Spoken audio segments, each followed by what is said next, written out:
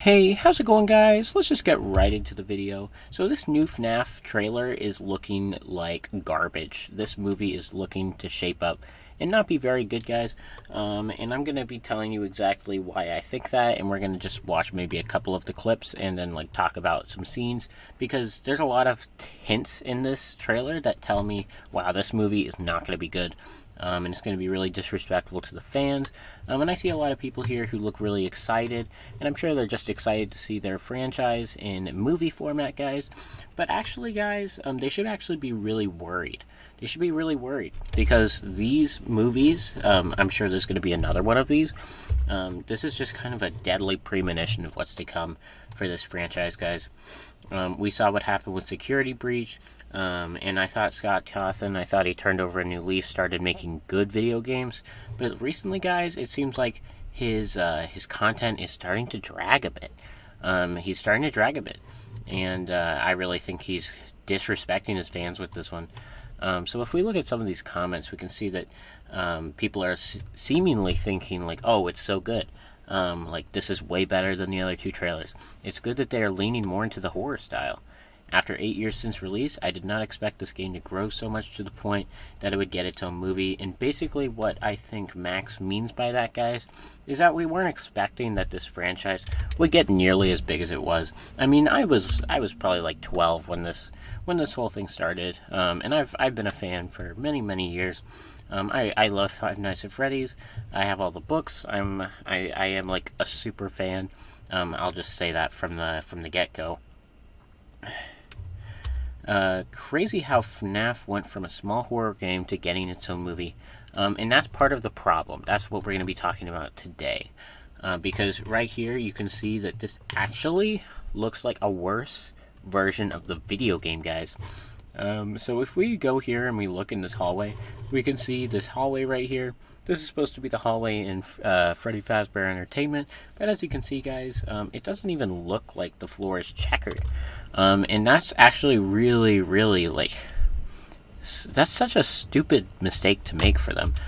You would think that they would realize, like, oh yeah, the floor needs to be checkered because it's Five Nights at Freddy's, guys, and like there's no like it's me little painted things on the sides. There's no birthday party celebration things. Like, it doesn't even look like Five Nights at Freddy's.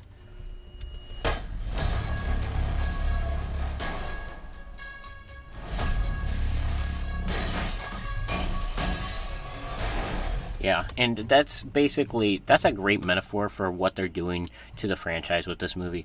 They are destroying the franchise. They are destroying everything that we love about these movies, guys.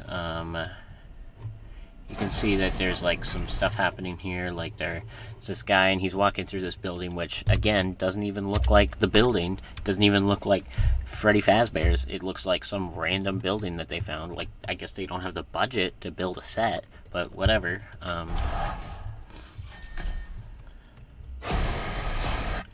And also, I just want to point out that they've decided to make the animatronics move when we're looking at them, and I think that's a really bad decision.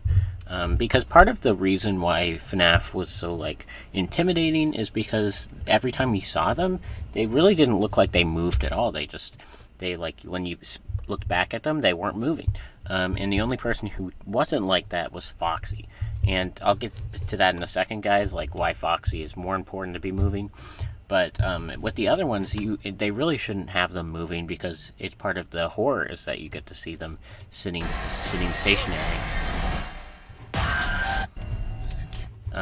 Yeah, and then we got some cool stuff. The sign that they use for this is actually pretty cool, guys. You can see this sign right here. That's probably the coolest thing out of this whole set. It seems like they spent the budget on this sign, and then they totally forgot to make the movie good, guys. The security gig.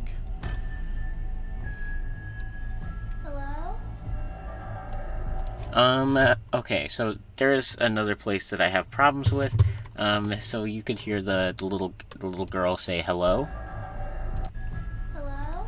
Hello? Okay, so if we look up hello, FNAF, it's not even the same voice. It's not even the same voice.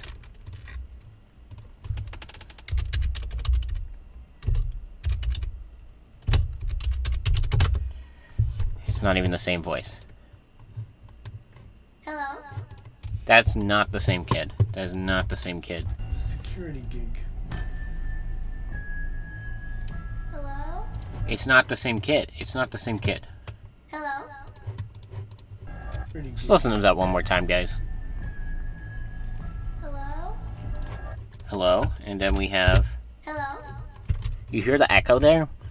This kid has a very distinct echo to him, and it's obvious that this kid is a dude, and this kid is a girl. So why are they messing with the lore?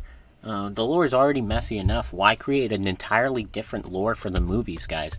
When the lore is already messy enough, like MatPat's still trying to figure out the original lore, guys, and it's really stupid of Scott to do this, to be just changing things up. It should all, he should stick with what he's good at.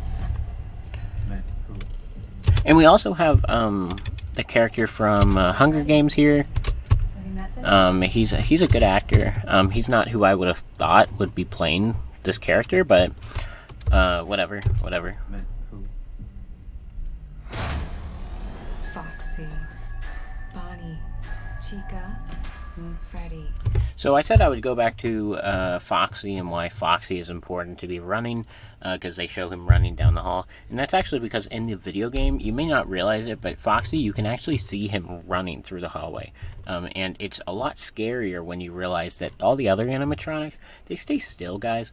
And when you see one running towards you and it's actually moving, that's pretty horrific to look at. Let me just say, that's absolutely horrifying, because you're expecting to not see movement from any of these guys, and then you see movement from one of these guys, and it's just really weird.